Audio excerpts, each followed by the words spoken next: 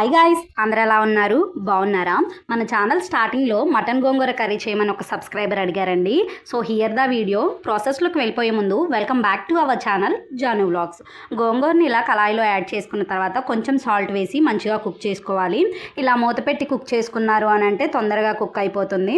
చూస్తున్నారు కదా, ఇలా మంచిగా కుక్ అయిన తర్వాత పూర్తిగా చల్లారేంత వరకు ఇలా మనం పక్కన పెట్టుకుందాము. ఇది పూర్తిగా చల్లారిన తర్వాత దాన్ని మిక్సీ జార్లో యాడ్ చేసుకొని గ్రైండ్ చేసుకుందాము. ఇలా గ్రైండ్ చేయడం వల్ల ఆకుల్లాగా లేకుండా ఫైన్ పేస్ట్ లాగా అనిపిస్తుంది అనమాట. సో ఇలా మంచిగా మిక్స్ చేసుకున్న తర్వాత దీన్ని పక్కన పెట్టుకుందాము.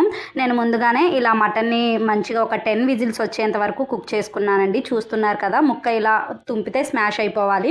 ఒక పెద్ద సైజ్ ఆనియన్ తీసుకొని మంచిగా చాప్ చేసుకున్న తర్వాత కళాయి పెట్టి నూనె యాడ్ చేసుకొని ముందుగా చాప్ చేసుకున్న ఆనియన్స్ యాడ్ చేసుకుందాము. ఇది గోల్డెన్ బ్రౌన్ కలర్ వచ్చేంత వరకు వేయించుకోవాలి. కొంచెం జీలకర్ర, కరివేపాకు, మెంతిపిండి, పసుపు కూడా యాడ్ చేసుకొని తాలింపు మంచిగా వేగనివ్వాలండి.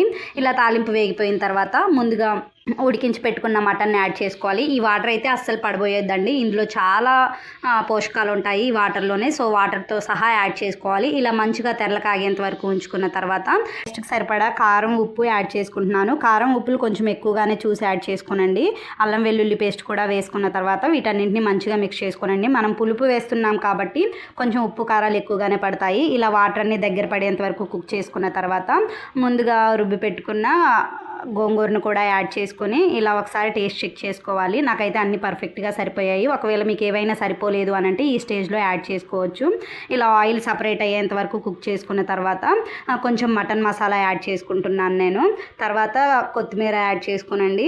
కొంచెం కసూరి మేతి వేయండి, టేస్ట్ చాలా చాలా బాగుంటుంది. ఇలా క్రష్ చేసి వేసారు అని అంటే ఫ్లేవర్ దిగుతుంది, టేస్ట్ కూడా బాగుంటుంది. ఇలా మంచిగా మిక్స్ చేసుకున్న తర్వాత ఒక 2 మినిట్స్ ఉంచితే సరిపోతుందండి.